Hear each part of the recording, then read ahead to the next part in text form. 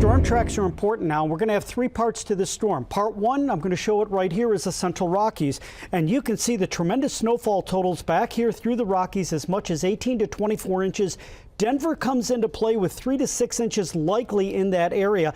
Take a look at the radar right now. And there are a couple areas in the northern plains where we're seeing the snow really coming down now in earnest in eastern Montana here. And you can see this area here. This is kind of like the precursor to the big event up in northeastern Minnesota and northern Wisconsin right now. Our computer model is going to show us as we go through the day today. Here's our time right here. And as we go through the day, two significant areas of snowfall here in the northern plains, kind of separated to begin with. This is the main player here. Watch how this lifts into the Minnesota area here as we get into the overnight hours tonight. And we actually see, even in the model computations here, we actually see a pattern here that suggests something meteorologists refer to as a comma head pattern in the cold air back here. That's where the heavy snow is going to develop, and it's really going to hammer this area for probably a 12 to 18 hour period of time. And as a result of that, we're going to see our heaviest snowfalls right in here through the Arrowhead and through northern Wisconsin with as much as 12 to 18. Add troubles, the woes here continue because the winds continue to pick up across the area going overnight tonight,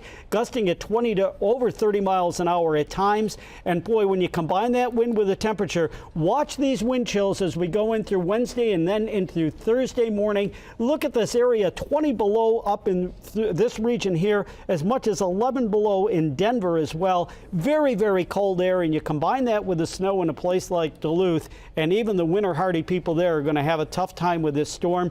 The cold air moving down across a good part of the country midweek, and as it gets down here into the south, we bring a little Gulf moisture in here, and that combination is going to produce a critical narrow area of icing. Now this is going to look complicated. I'll explain it to you. This blue line here is the 32-degree line. Everything to the north of that, the temperatures are below 32 degrees. This is a model forecast of the amount of precipitation that is going to fall through Saturday evening in this part of the country. This is the GFS model, and I'm going to highlight this area here.